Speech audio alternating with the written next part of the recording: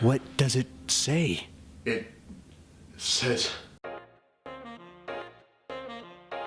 Hello there once again, friends and enemies. My name is Toxy, and welcome back to Card Game Review. This week, we're going to be reviewing a card game that is as new as it can possibly be. It's actually currently in the process of coming out, and that card game is Kryptik. Kryptik is a community-built card game that was actually fully funded this year, 2022, on Kickstarter. Kryptik was created by Tanner McBride and has been in development for the past few years. It's a game that actually has a lot of work put into it. I mean, this game has its own entire language, it's got its own entire lore, with comic books that you can buy. Look at this. Look at this. This is like a full comic. This is like a full comic. Unfortunately, with this game being so new, there's not a whole bunch of stuff that I can really say to introduce you to it. So let's go ahead, I'll show you some bits about the game, we'll talk about my feelings on it, and then give it a review and see if you hopefully like it. Now, when you enter Kryptik Island, you are given 66 years to prove yourself to the Overseer. During those 66 years, you will be playing with a deck of 40 to 100 cards. There are two types of cards that primarily make up your main deck. There are citizen cards and spell cards. No, there aren't a lot of differences between these two cards, so we'll just go over the main points of them. In the middle of each card, right above the text box, is the card's soul cost. This is the amount of soul that you have to pay in order to play your card. Down on the bottom right-hand corner of the card is its soul value. This is the type of soul, the color of soul that this card can produce when you put it in your soul row. So you use this value to determine how you pay for costs of other cards that you play. Down on the lower left-hand corner of every card is its 11-year cost, which we'll go ahead and talk about when we get into the gameplay. Now, for creatures specifically, there's going to be numbers on the left-hand side and the right-hand side of the card right above the text box.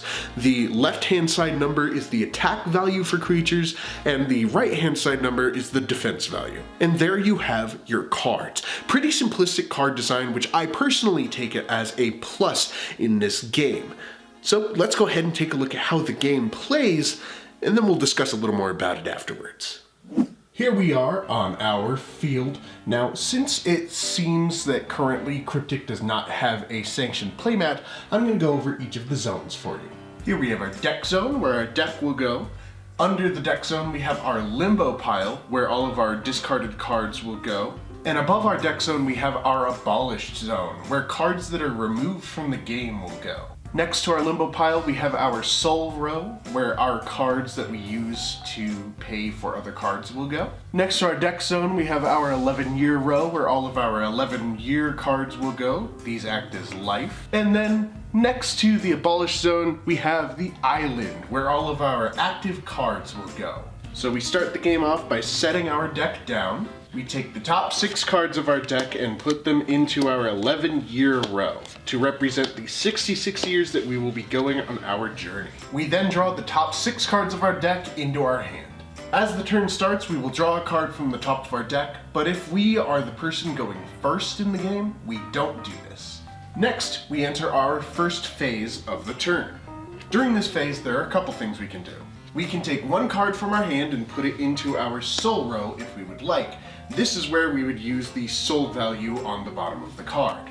Then, if we have enough soul to play a card, we can engage a card in our soul row to play a card from our hand. Spells can be played on either player's turn for the most part, and creatures can only be played during our turn. If we have a citizen on our field, we can go ahead and enter combat, wherein a few different things happen. When attacking, you engage your citizen and you are directly attacking your opponent's 11-year cards. If your opponent doesn't have a creature on the field, they flip one of their 11-year cards face up, revealing it. At this point in time, we pay attention to the 11-year cost. When an 11-year card is revealed, if we are able to pay the cost of the card, we can play that card from our 11-year row into our island row. However, if we're unable to pay that cost, or if we choose not to, that 11-year card goes right into our limbo pile and we have less 11-year cards to deal with. If we are attacking and our opponent does have a citizen on their side of the field, they can choose to block our citizen if they'd like, wherein the attack value of each citizen is dealt to the defense value of each other. If a citizen's attack is lower than another citizen's defense, then that citizen gets to stay on the field. However, if a citizen's attack is higher than the defense of another citizen, that citizen with the lower defense dies and goes to the limbo pile. If you have more than one citizen on the field, you can only attack with one citizen at a time. After damage is declared between a blocker, you can attack with your next one, and so on and so forth. At the end of the battle step comes the second phase, wherein we can do anything that we could do during our first phase if we're able.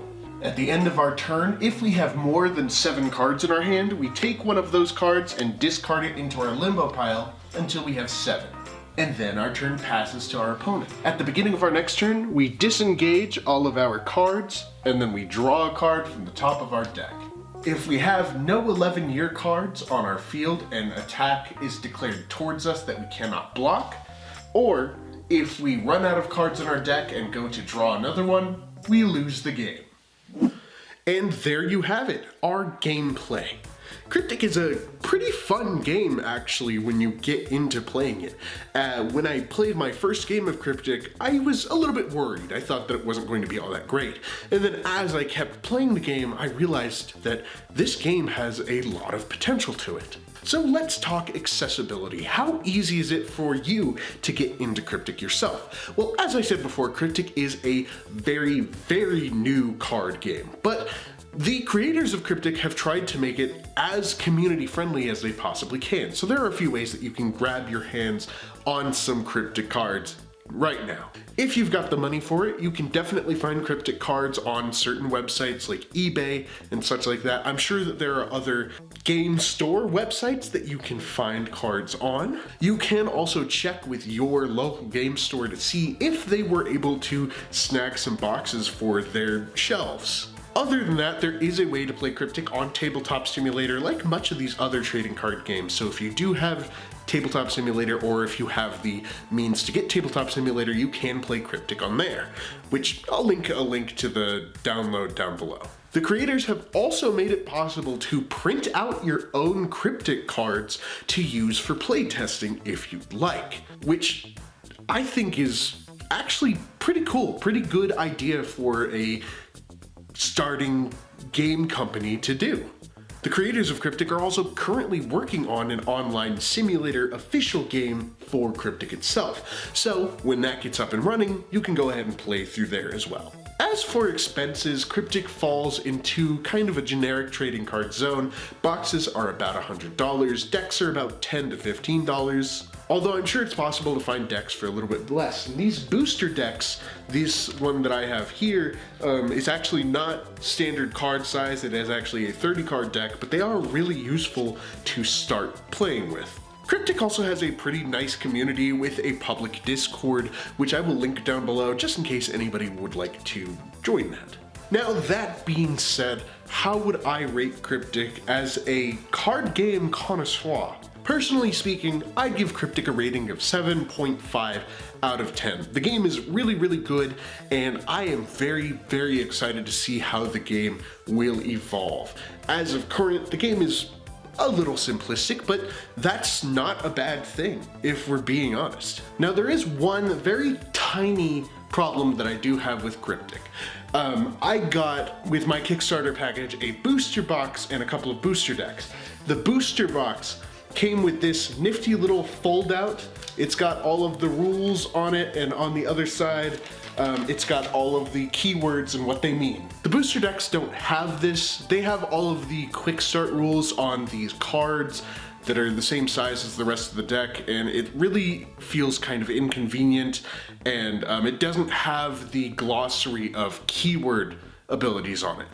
And I would suggest putting this insert into the decks as well, instead of using more card stock for the cards. But that is my only problem with the game as it is right now. And there we have it. That's all I really have to say about Kryptik today. Unfortunately, there's not a whole bunch that I know about Kryptik as of yet. I'm still very, very, very new to it. But since it's so new and just started officially coming out, I figured I might as well hop on board as soon as I could and make a review, especially since I got to finally play it this week, and it was really, really fun. And I really, really do recommend it if you're a fan of card games.